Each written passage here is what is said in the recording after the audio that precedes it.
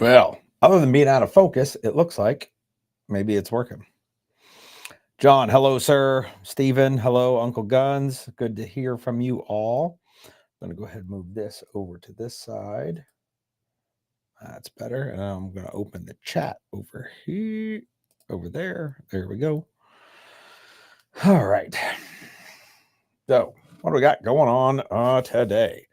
Well, I have notes, assuming that the audio is working.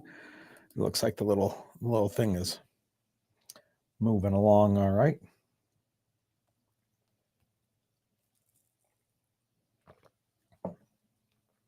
Some sparkling water type stuff to go along with the live chat.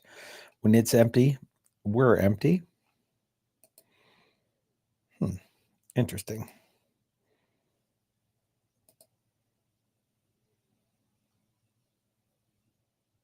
Oh, maybe I got to do that.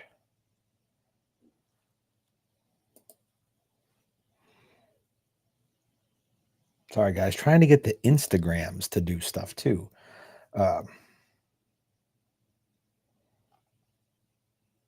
Been struggling with that sometimes to make it work. So, what's going on here in the world of the live chat? Today's live chat brought to you by Combat Art Training. Fine school of instruction down there in Florida, as well as fine makers of fine gear. That's a lot of fine. I should find a different adjective to use.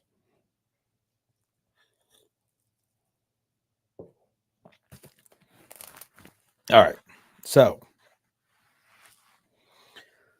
what do we got going on? Stuff. Oh, John says we're all geared up. Do I have work to do? Well, I'm just showing off trying out my new Primaris plate carrier. Andrew made the prototype for me. I'm wearing said prototype. Going to make some changes to the cummerbund, but this is essentially the plate carrier in size small. Got all the colors going on today.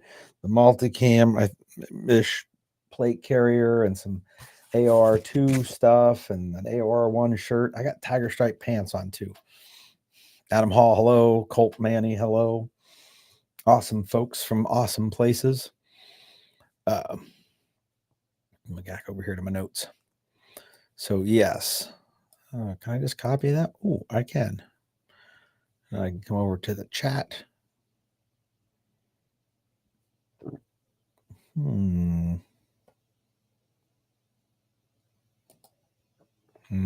That didn't work the way I wanted. Oh, that did. Perfect. Crystal, hello. TJ, hello.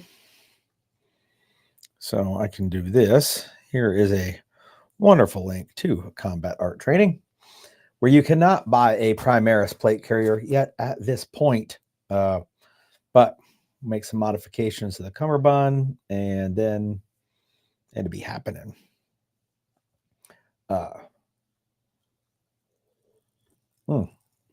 John, if you're going to load the truck and head this way, you should try to make it for the muster.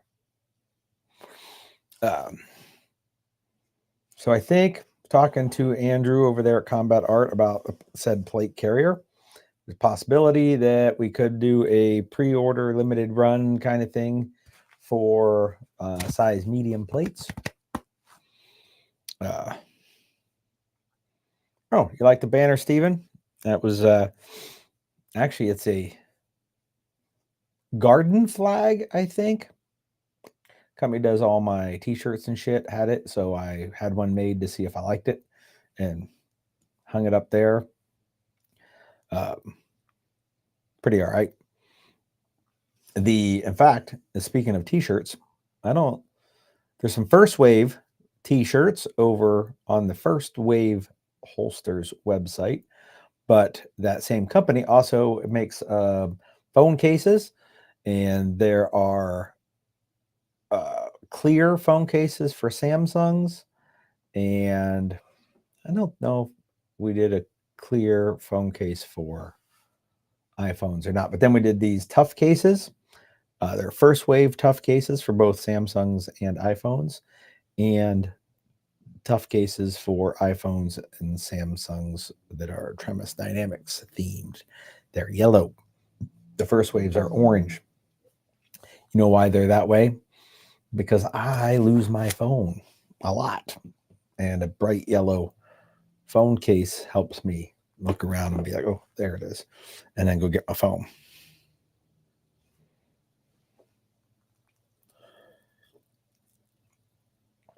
Oh, look, there was a first wave holsters automatic pop-up thing. I didn't even add that. Like, it just did it on its own.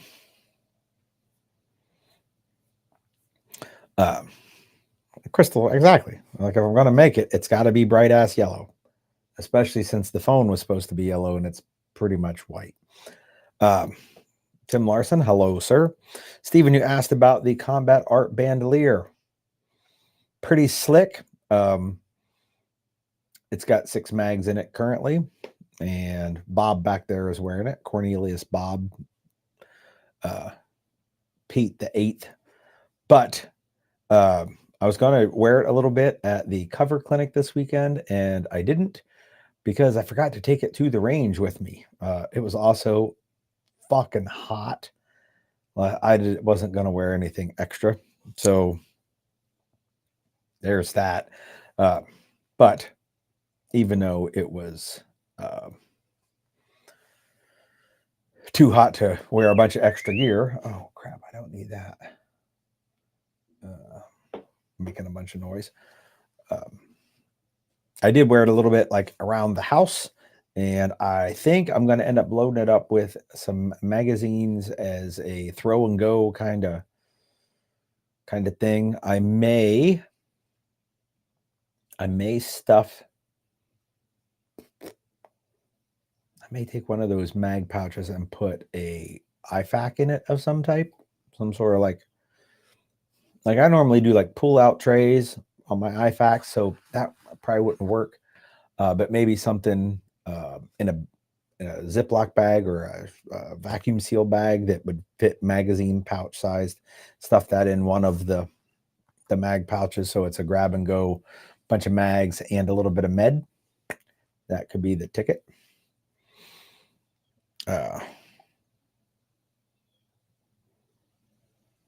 Oh, Colt, I like it. iPhone accessories just in time to grab before Pride Month ends. What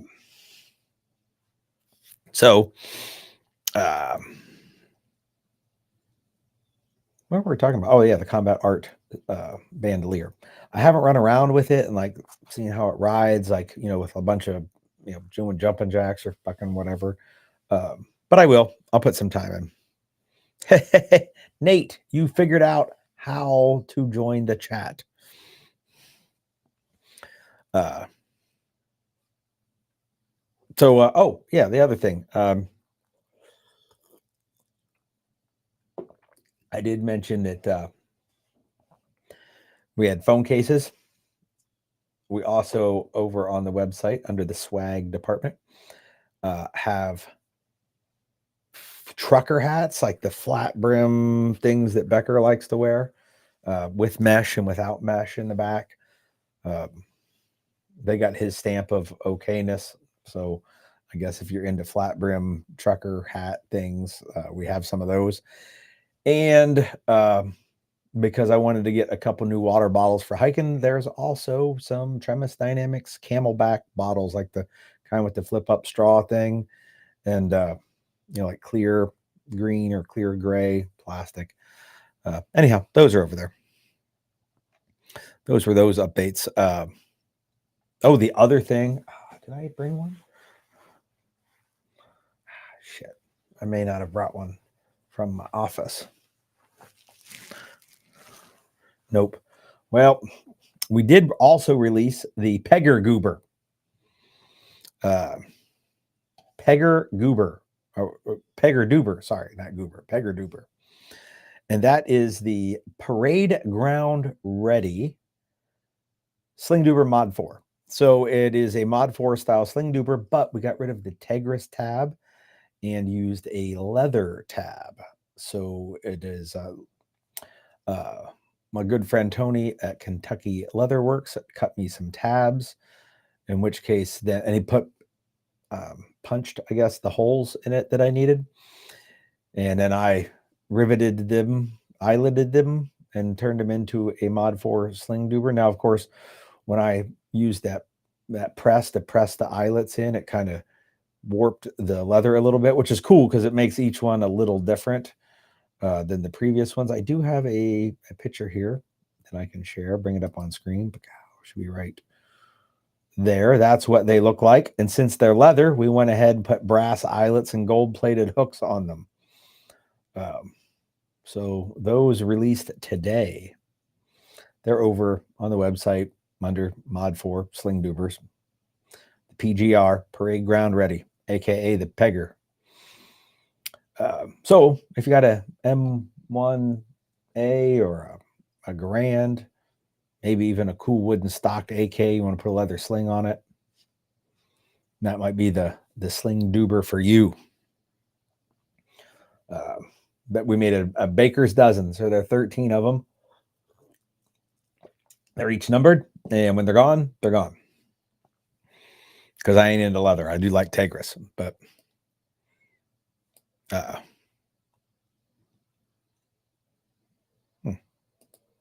we go. Released those today as well. Also, there is a, I should do this. I know Adam Hall is here, and he is part of the 545 Master Race. Palmetto State Armory has Tula 54 steel case 545 on sale, 50 cents a round. There's the link. I also get a little kickback if you click the link. But if you need some 545, anybody out there needs some 545, there actually is some. It's funny, I was talking to Becker about 545 and how everybody just said, fuck it, we're not shooting it anymore.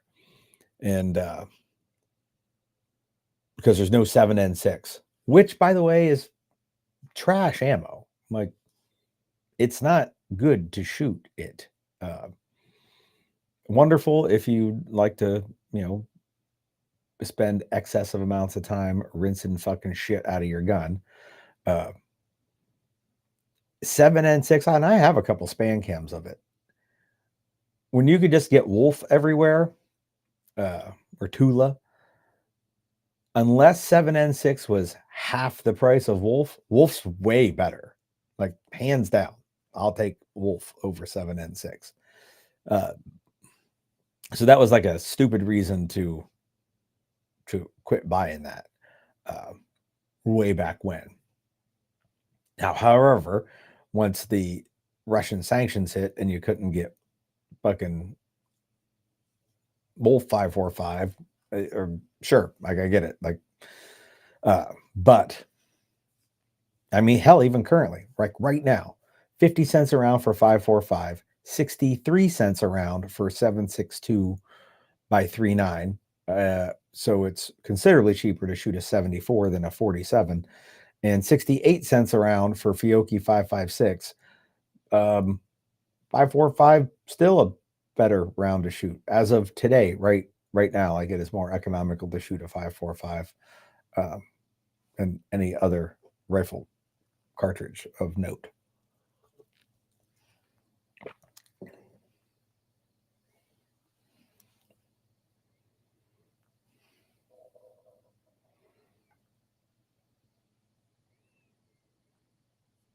Well, good to see that you can make it, and good that you spent your company's money at the brewery.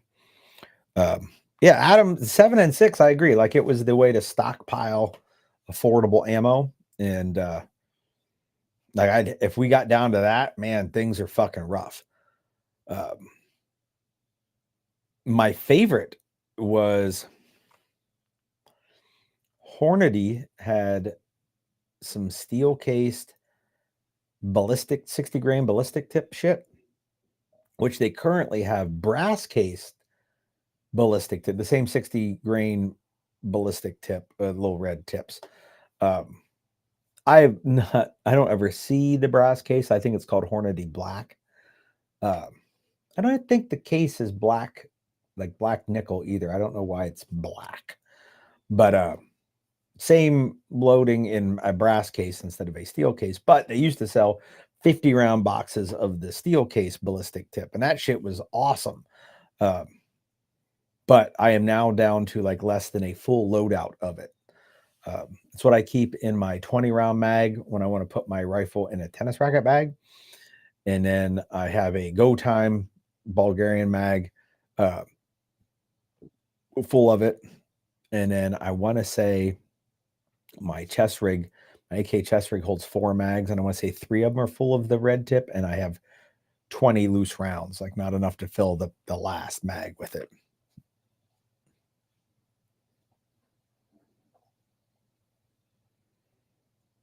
I have not seen wolf being produced and imported from Turkey, although I'm all for it, especially some 5.45. That would be fantastic. I'd even do 9mm.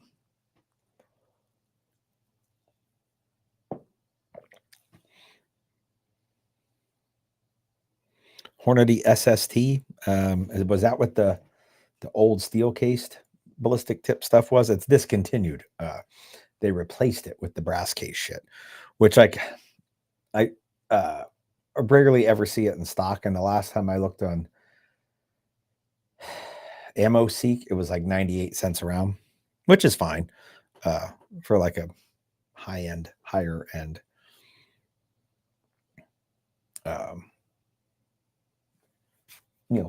defensive type bullet, I'm going to call it. Let me go down my notes here. I actually did get a fucking awesome question for today.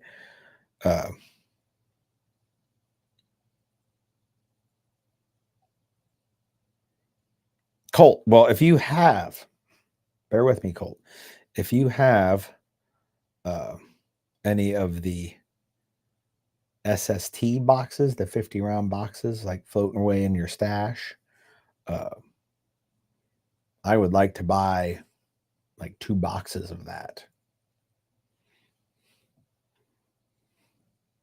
Or anybody else that might have some of it, if you're out there.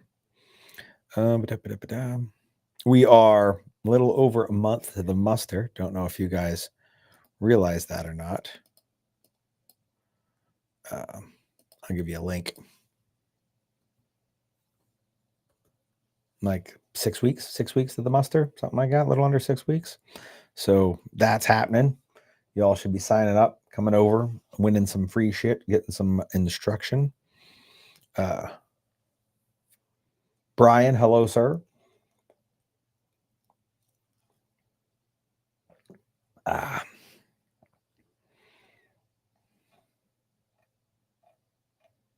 that was all right. And yep, I hit all my notes already. So yeah, muster coming up August 3rd. Bunch of classes beforehand. Combat art training will be up here with Praelectus. So joint class, patrolling the homestead. We're gonna be out in the woods of Centralia. And then we got 4 days of Force on Force with me and Sonny. And then the muster. Jonathan Aldridge is doing an intro to TAC medicine, I believe is the name of the class. On Friday before the muster. Sunday, Sonny's doing conflict management. Dave Biggers is doing 2 days of the red zone, 1 day live fire, 1 day force on force. You can take both days or just the live fire. Like a lot of good shit happening for the muster. Brian, you checked in late. So this is the new, sorry, I didn't mean to be brushing the microphone.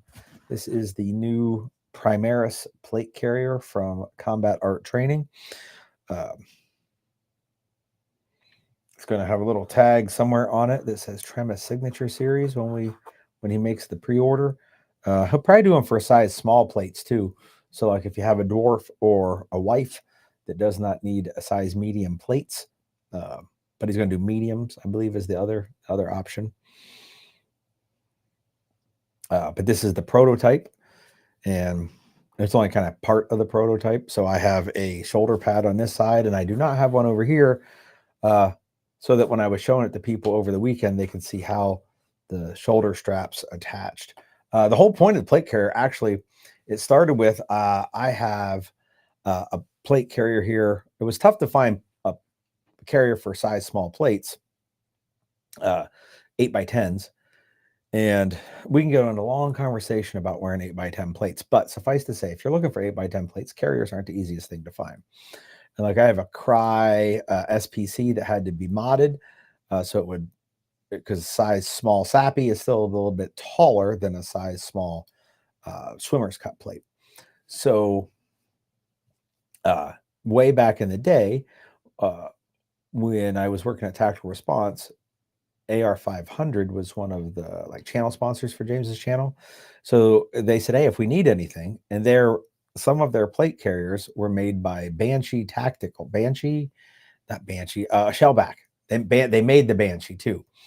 So Shellback made them some plate carriers to sell along like with packages, and they made them an 8x10 plate carrier. So they hooked me up with one, and I did a video on it, and it's this guy right here. And I had to do things to it, like that's an add-on Velcro panel that fits on Molly, and like these buckles are add-on things from Downrange Gear, so that you could click a plate carrier or a chest rig onto it. And the thing that I fucking hated was there was these giant Cobra buckles on the back of the shoulder straps and the front of the cummerbund. Not metal Cobra buckles, not the aluminum ones, but the plastic ones that were like a big fucking honking chunk of piece of plastic. And I hated the Cobra buckle. So I eventually swapped it out, as you can see, to First Spear tubes. And it's fine. And we use these Peltor wraps as shoulder pads. But there was like little things that I would have changed. And I asked Andrew if he could make one. He goes, probably.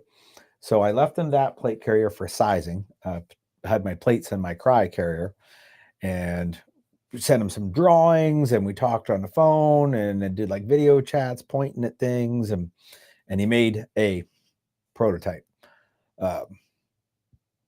So it is got no hard anything on it. Instead of Cobra buckles or First Spear tubes, it is Velcro on a strap and Velcro on a strap, and you just adjust where you want, and that's it. And then the cummerbund, instead of attaching with Cobra buckles or tubes, as you can see here, it just, you bring it up, stick it in, and we got this daisy chain on the sides, which is great, going to be awesome for routing comms cables, but also you can just put the repair buckles anywhere on it, like with like 1/2-inch increments, to do the chest rig, with like the Swift clip type deal, because these are Mayflower spaced. So Velcro up front instead of Molly. Like, no, I ain't putting a fucking pouch up here, but I will put a patch up there. Same on the back. Instead of having a whole field of Molly, put a piece of Velcro in the back. The prototype doesn't have that up there. And then at the bottom, there's 2 rows of Molly, because on the back of my plate carrier, I like to keep a little pouch here. And that pouch, the purpose that it serves,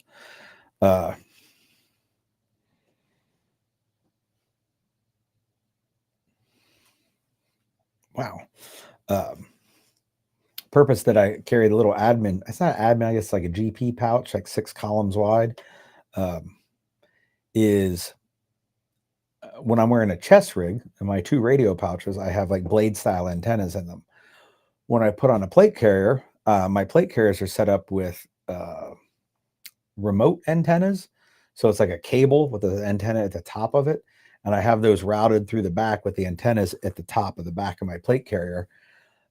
So if I decide to put the chest rig on the plate carrier, I got to do something with those radio antennas that I take off. So I bend them because they're blade antennas, and I put those in that pouch along with the H harness from the chest rig, stuff it in the pouch, and then I can put the chest rig on a plate carrier, do stuff, whatever, drive around, kill all the invading communists or whatever. And then when we decide, hey, we're going to go spend a couple days hopping up and down that mountain, then maybe you don't want to wear that plate carrier. Well, I got the H harness and the portable antennas on the plate carrier, so I can flip it right back to a plate carrier without going, oh, I got to go back to my house and get the other stuff. So I keep the shit you take off of a chest rig when you attach it to a plate carrier with me on the plate carrier. Now, Becker mentioned a good point. Take the rig, add yourself a goober sling, and good to go, especially if you do the goober doober. And here's what you could do. When the goober doober sling comes out, when we make that happen, all parties involved, you could get the parade ground ready Doober. I was going to show a picture. Yes, the parade ground ready, the Pegger, PGR, Pegger. That's what they look like. So then you could put that on your goober doober sling, and you could have the Pegger goober doober. Like ultimate dork level right there.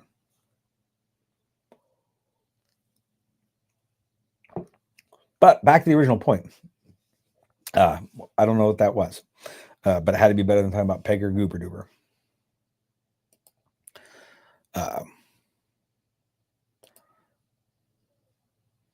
Making sure I'm caught up on not missing the chat stuff.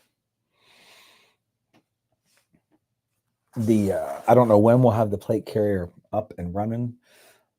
We got, like I said, we got to make an adjustment on the cummerbund, which is just two 2-inch straps with Velcro on them. And then at the back, they go into a channel in the carrier, and it is bungee corded together. So it's got some give. Like if you're huffing and a puffing, it's got some stretch. So you don't have to either be constricted or the other end have a floppy plate carrier because you can't ever get it adjusted just right.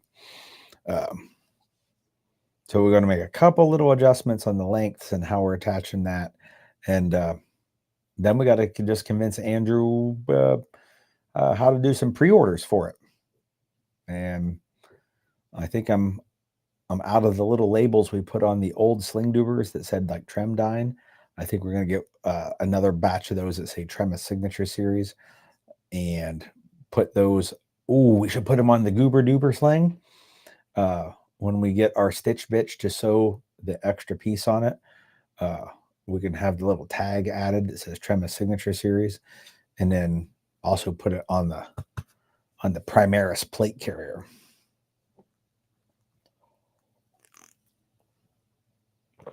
Which we won't offer in black.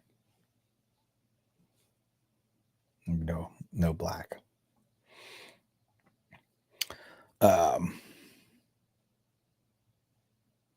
So yeah, I guess that's all those updates. I think. Going down to this, Pegger Doober, Camelback bottles, trucker hats, phone cases, combat art training.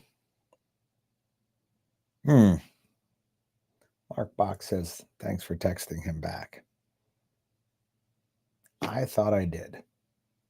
I may have started typing it and then got sidetracked and never finished it. Oh, you'll get it. You could always text me again and say, hey, Dick, answer me. Instead of waiting to come on the live chat. You don't have to wait till Wednesday to tell me that I'm slacking. Although, if that's the system, we got to get my wife involved so that she waits till Wednesdays to tell me I'm slacking. Yesterday was our 8th wedding anniversary.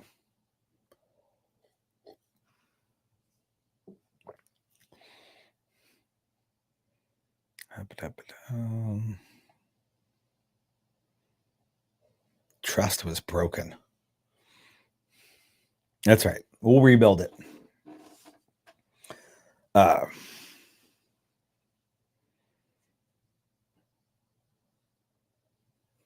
I'll put you in touch with a couple of dudes for some prizes for your 7.72 gun. Is that what it's called? 7.72 gun. Man, it should be the 7.62 gun, but whatever.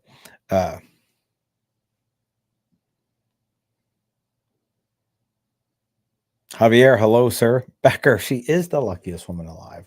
She was just contemplating that too. Sonny, hello, sir. But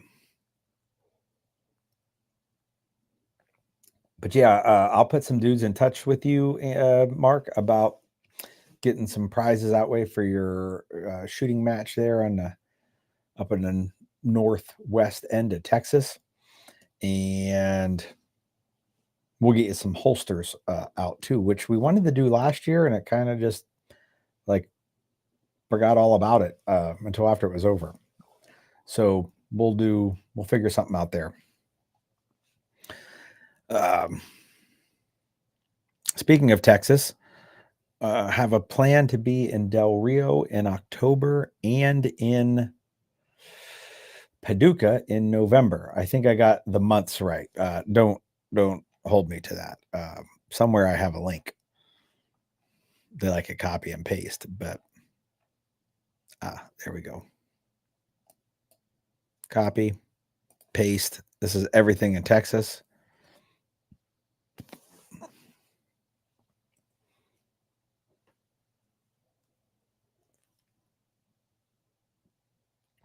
So we got that happening.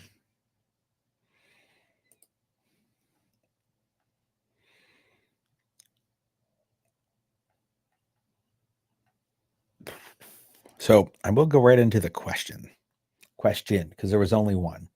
It was a good one. I got it on a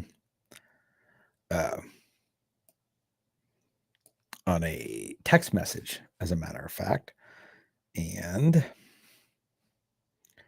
open my window here because I'm getting all right. So this was the question. And you guys feel free to discuss. Like that's what the comment box is for. I'll let you guys name them as or answer as well. I mean, how could I not let you answer? I don't moderate shit on the lives.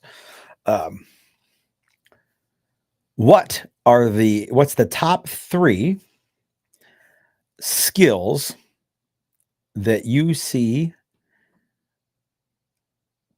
that are negligent in the training community? So then I had to ask what the questionnaire meant about skills that are being taught or skills that people who train have. And he said people that train have, and most what he was looking for was ones they were suffering from the Dunning-Kruger effect, which in a nutshell is just enough to be dangerous, aka you've learned a little bit about a subject and you consider yourself so advanced in it that you consider yourself an expert while you still are very much a neophyte. So what 3 skills do I see people who train think they are good at when they're not? So I will preface this by saying that I'm not limiting this to my students because I think my students, generally speaking, not across the board, but generally speaking, are a little different than the average students. But by no means are they, not, are they immune from the 3 things that I was going to pick. Mark Box says combatives. That's probably completely true. Wasn't what I wasn't even going there in my mind. I was looking at shooting skills. Since I generally teach shooting classes that involve shooting, I don't teach classes that do much in the way of combatives. So my mind wasn't really going there, although absolutely correct. I was looking at skills kind of just taught at a normal firearms class. And the 3 things that I came up with, 2 of them are related because the first one was shooting on the move. And I think most people are very poor at it, and they think as long as their feet are in some type of motion that counts. Yes, Sonny, I think I took it. I framed it as pew pew. I did not expand wider, but I didn't really ask that. So it might have been the poster's intent, but it wasn't how I took it. So I said, yeah, they suck at shooting on the move because, if your feet are doing this, that's not shooting on the move. And you get in different classes some block of instruction on it, usually, like in a 2-day pistol class or a 2-day rifle class. There's some portion of shooting on the move, usually in a 2-day class. Like we'll get a section. And I've seen that in some places like 15 minutes to an hour and a half, generally speaking, more like 15 minutes to 45 minutes, probably where the bulk of everyone fits. Which really, we might do a little bit more than that than the average. I know we do more than that, but more than the average amount of time on shooting on the move. I mean, it's kind of in the name, dynamic pistol, dynamic carbine.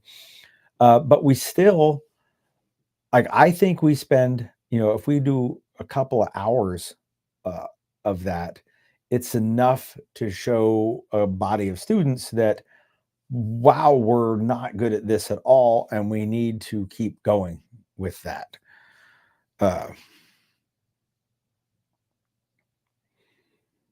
Max, hello, sir.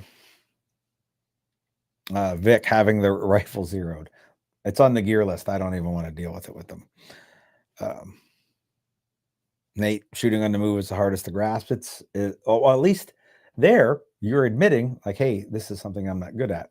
I see a lot of people that get their little tiny block and now they can shoot on the move. Or I watch the competition dudes and they're like, yep, like shooting on the move. That's the ticket to winning. And I was like, oh, so I went to a USPSA match a couple weeks ago with a couple of buddies. Had a free morning. We had a night class that night. So we're just like, hey, let's go do this in the morning. But I'm listening to like the USPSA guys like talk to each other. Like I wasn't going to go ask them questions about, what their hobby involves and stuff. Like when they're like, oh, well, what division are you shooting? I'm like, I brought this gun. Put it in whatever division it goes in. So anyhow, that's how little I wanted to interact with like getting in their world. But I was very interested in listening to them talk. And I heard a couple of guys talk about how if you don't shoot on the move, you'll lose like 6 to 7 seconds over the course of a stage. Because it's all like time divided by accuracy or accuracy divided by time or some sort of formula. And those seconds were important to them for their score. So then I watched them shoot on the move and, well, I mean, they weren't frozen in time, but I would not call what they did shooting on the move. While it probably did save them a couple of seconds over a 20-second stage or something like that. They saved like 10% of their time by moving more than just completely standing still. They'd have got eaten alive in any force on force class ever. So, like those guys were like, oh yeah, we're experts at shooting on the move. And no, they're far from experts. They're not good at shooting on the move, which led me to right into the second point of my 3 things. And I said movement in general, which kind of goes outside of the pew pew stuff. But even just moving with a gun, not necessarily moving while shooting that gun. I'm old and fat and still move better than most gun dudes who think that they're they're capable. So the two kind of related, the moving and shooting on the move, because I got the question an hour ago and had to come up with 3 answers. So I kind of took two at one and split it into 2 parts. Oh yes, Nate, I forgot short, fat, and old. I really should be essentially in a wheelchair.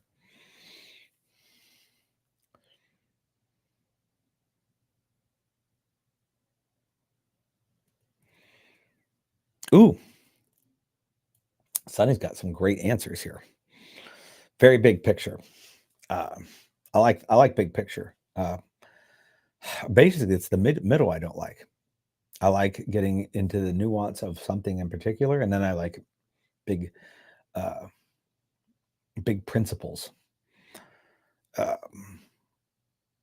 So in the big picture, Sonny says students suck at being students. Agreed. Totally agreed. It's funny. You get a student who shows up and he says, I ain't really shot much since the last time I saw you. It's funny because he thinks I didn't know. Like, yeah, bro, I'm aware. And he goes, yeah, so I'm rusty. I'm also aware. We're basically starting over from where you were the last time you showed up to class. Not the last time you left class, the last time you showed up to class.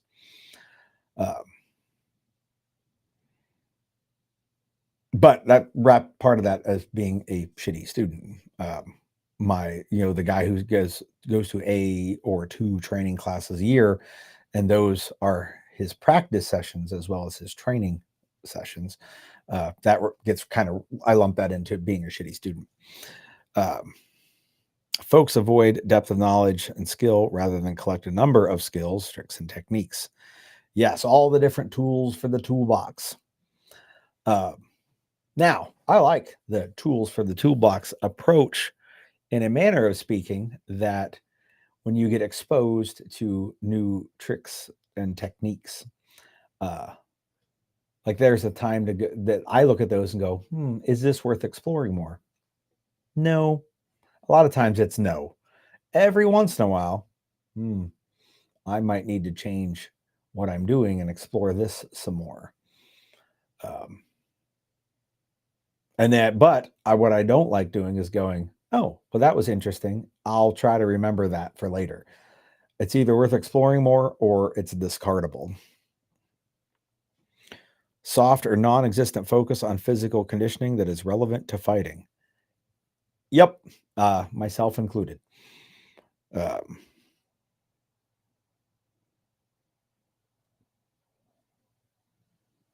I fucking nearly died Saturday in the heat.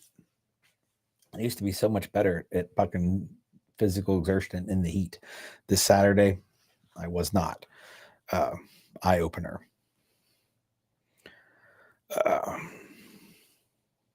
Joe, does the Heraclitus shirt fit? Yes, I actually. It's literally, I thought it was sitting in this room. It fits great. And I saw that your message that the bourbon ordering is open, and I will have to go jump into that. Yeah, John, it was hot. I was like your kind of heat, like 104 and no wind, a little bit of humidity and whatnot.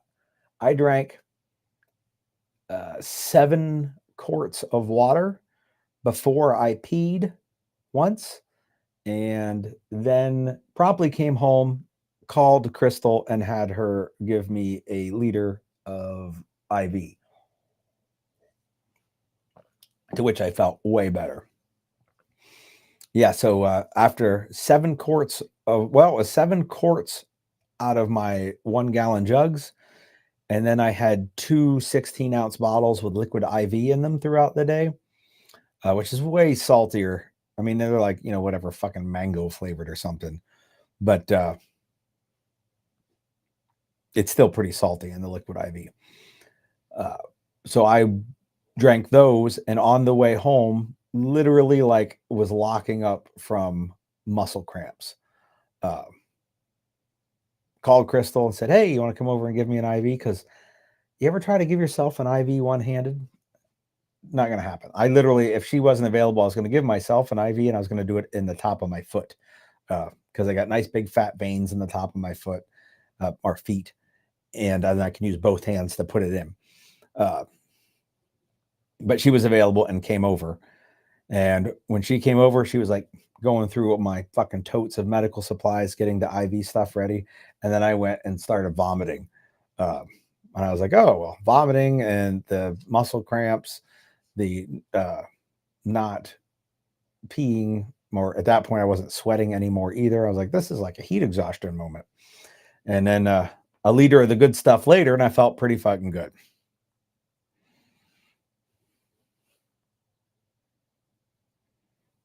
Colt Manny says, where does one get IV bags? Friends. You have to befriend the right people. I think downstairs in my office right now, I probably have 10 IV bags, probably. Maybe 9, because I did use one Saturday. So yeah, physical fitness, I can relate. And then the other thing, the third one that I was going to put on my list before I got sidetracked talking about Sunny's list was, oh, damn.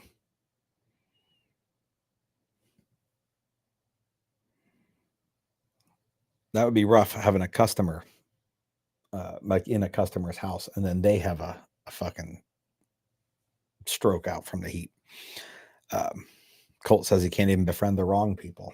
You befriended like 3 people. That's, well, essentially 3 more than we thought you could. But anyhow, back to my third Dunning-Kruger skill, using cover. And there's a lot more to it than put the hard thing between you and the bad guy. Big principle, that is correct. And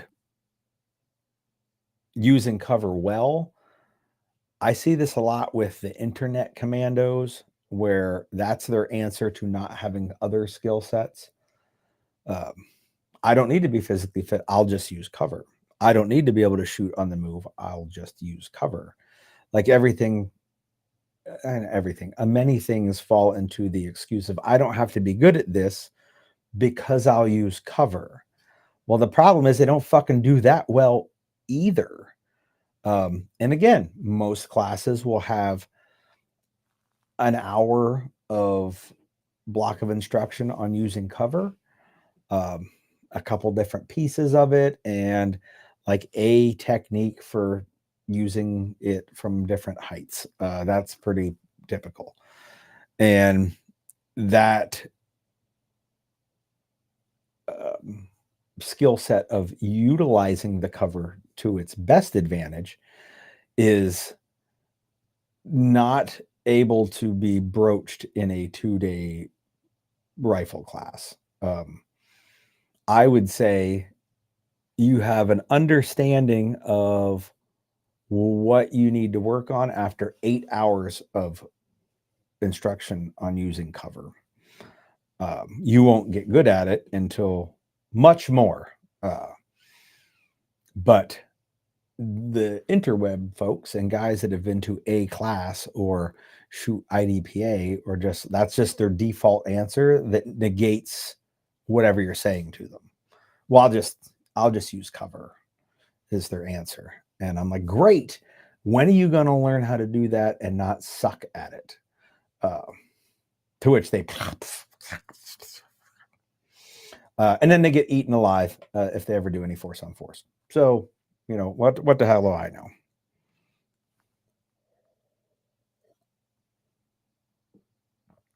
I go back here. I missed a couple of them. Adam, 30 minutes away from EC. Well, ECQC's fucking tough. There's that. And if it's hot, doesn't make it any better.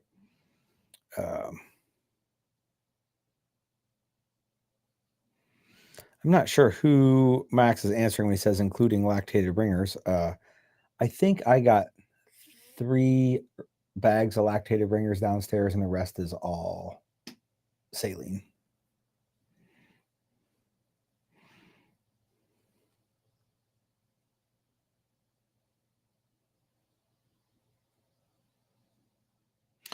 Ooh.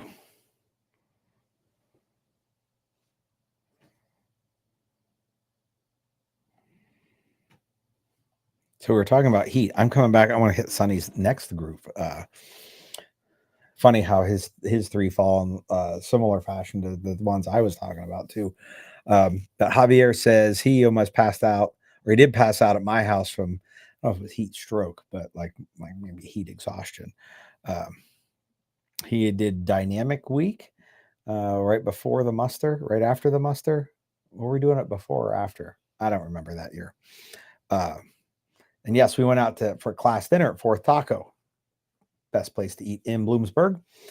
And my wife met us there because she wasn't at class, and we're eating, and fucking Javier's like, he's done. So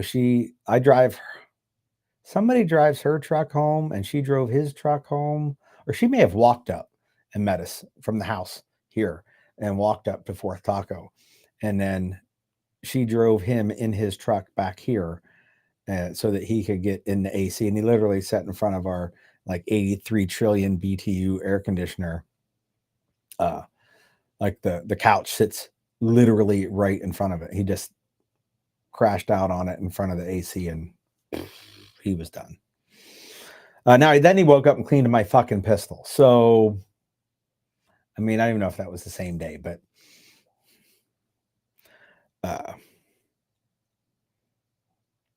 so in a narrow pew pew context, yeah, Sonny, we should have done this as a joint live thing. Movement, that in its own is a big picture item. I concur. Working in a 3D fashion in confined spaces, cover, stairs, etc. Yep, very much so. Like fucking spot on. Functioning in low light, very close quarters armed exchange. It was within a small apartment, middle class house. They certainly are lacking in low light. I would agree entirely. I think while it's a huge detriment, I don't see a lot of people brag about being good at it, though. I guess they have that in their favor, that they don't think they're awesome at low light. Maybe they do, and I just don't hear about it because I really don't know what people think. I just I only know what I hear them say. Now I'm going to start asking folks. I'm going to slide that into to where they think their skill level is in the low light fashion because I'm curious.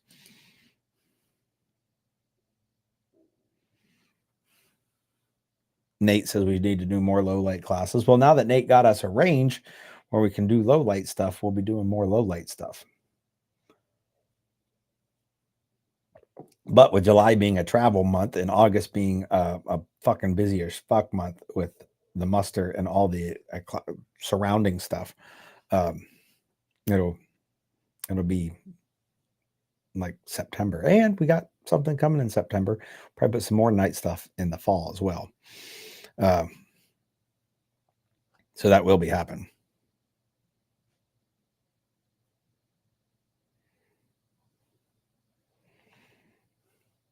Well, we'll get some dates. Actually, I'll shoot you some dates for some future low light stuff.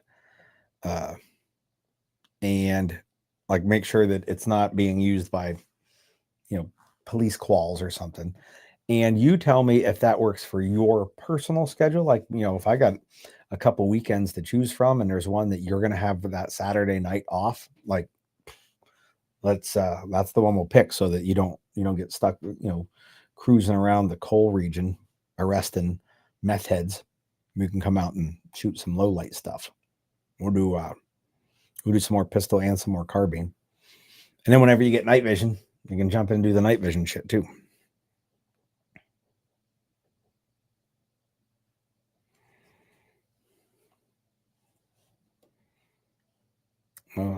Adam says most low light he has is from injured one-hand stuff and he needs fishing, night fishing. Well, there is a night fishing up here on the schedule. And man, if you got a shoot house, it doesn't even have to be, it doesn't have to hold bullets. It just has to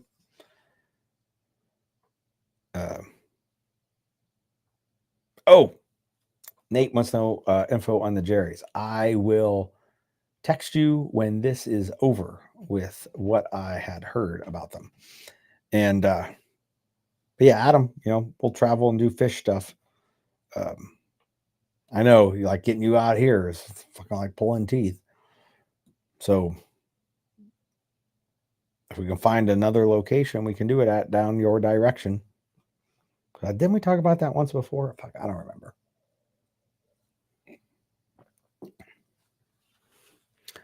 All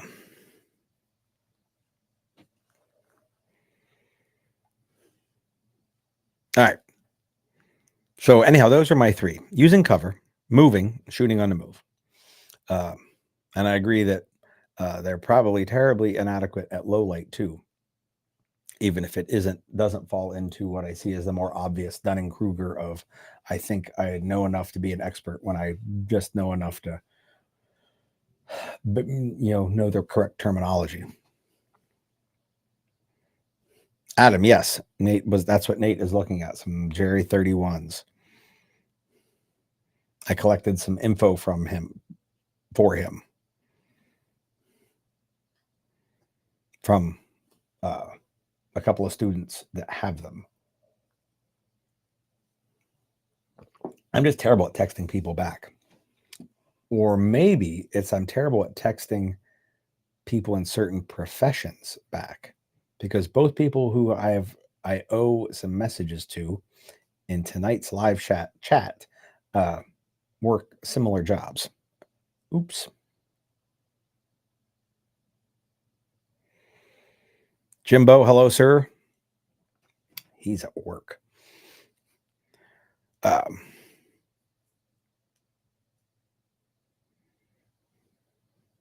See, Mark, you're not the only one. I must be prejudiced against people of your profession.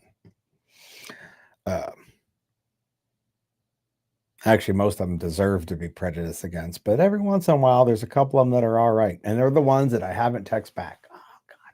Never going to hear the end of this. Anyhow, more coming up this fall. We're going to add some more night stuff because we just heard the range is open 24/7, 365. And more, I want to do more workshops. Already have been talking about doing less full big classes and more smaller workshops. We got a whole series of cover clinics that are super not popular with people. Again, because I'll just use cover. If they don't want to spend money on a super discounted class, or more affordable than normal class, to have a clinic on using cover. And we'll do certainly more shooting on the move workshops, so we can spend more time getting more reps doing stuff. Mark says he needs to fly up last year. Yes.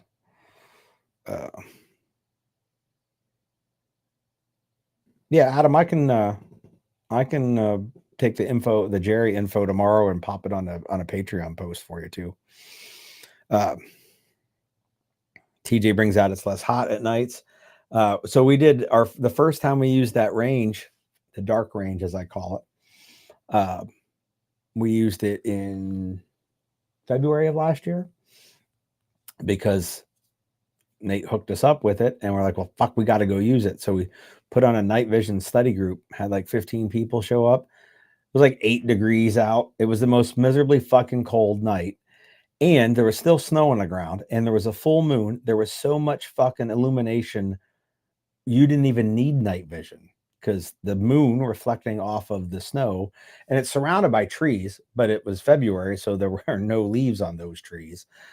So it was just super bright out. We were miserably cold.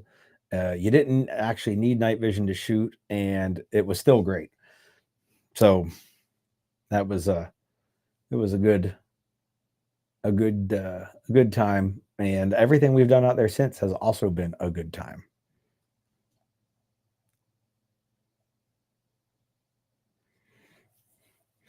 For being a shitty student, most dudes have placed themselves on this ladder: education, knowledge, intelligence, wisdom. Where would people put themselves? Well, I think that falls into probably the guys that are the most wise are the ones that consider themselves to have the least amount of education, or any of them. Like they'll put themselves at the other end of that spectrum. That they have the least knowledge, and but that's that whole Dunning-Kruger thing, isn't it?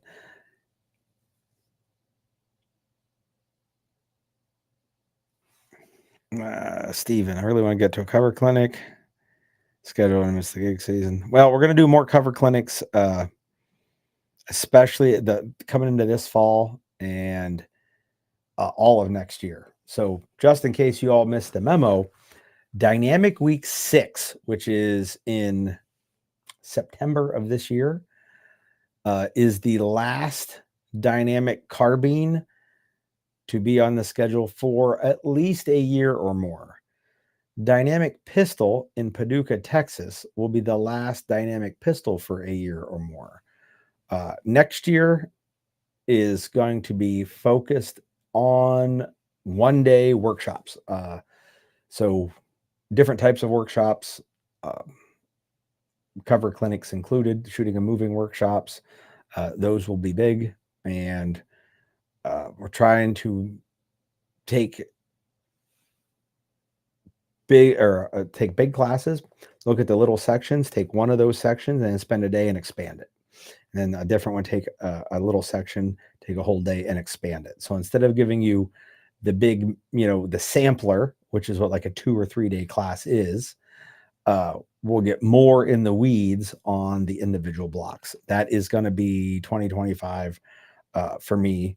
And had I not made my 2024 schedule in summer of last year, it'd have been this year. So unfortunately, I like scheduling it far enough out, especially with travel shit. I shouldn't have went so far out last year, so I would have had more open schedule to do more single day stuff.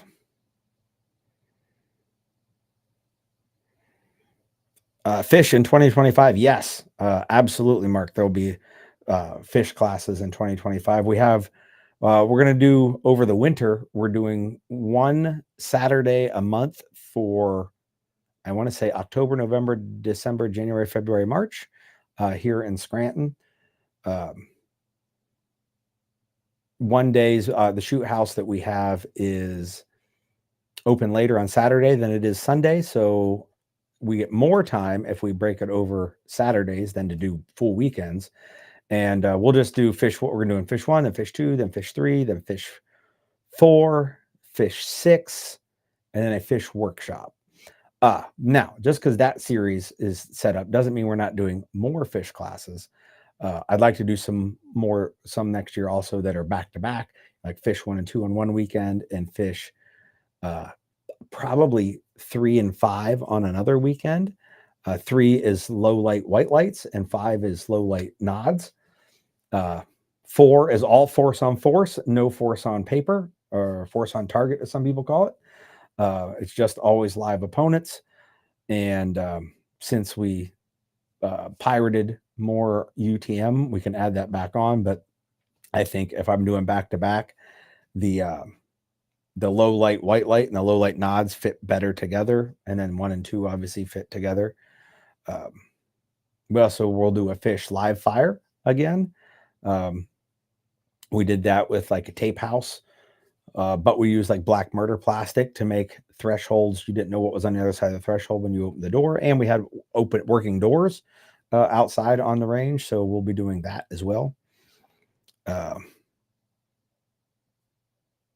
Oh, Mark, yes, fish 2025 Texas, not a problem. We'll do some fish there. We can do 1 and 2 again. We can do 3 and 5. 4 will be tough because you don't really do great at filling out classes, and 4 is best with at least 8 students for a number of reps with bad guys. So just saying, like if it was a much bigger class, 4 would be more guaranteeable.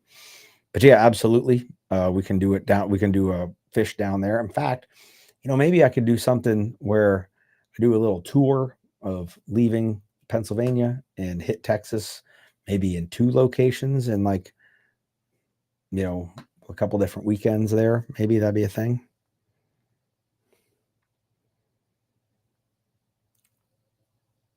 Colt says Mark's going to have to go to Del Rio for 4. The problem is Del Rio doesn't have a fucking shoot house. If Jim could find us one, Jim, you still in this chat? Find me a shoot house. Or we could just get all the Del Rio guys to come up to fucking Paducah because there's a shoot house and it's the most legitimate shoot house that there is because it's not a shoot house. It's a fucking courthouse. Ooh, we could maybe try to use Jim's place.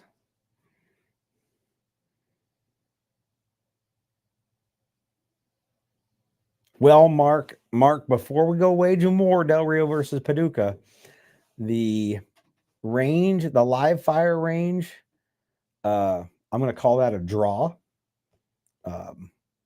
But you do got the shoot house, which is awesome. But Del Rio has students, also awesome. So if we could find a way to mesh those together, that'd be great.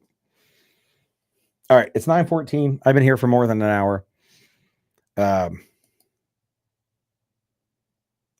Make sure nobody asked another question over here on the Facebooks where I posted about the live chat. I can actually see myself live as well, which with like a 30-second delay, which is bizarre. All right, no other questions over there. Perfect. So I am going to get out of here. We'll come back next Wednesday. Maybe we can talk more about being a shitty student. I'll shoot Sonny a text and see if he is interested in getting on the live chat. And maybe I will also get Mike on here as the purveyor of Bulletin,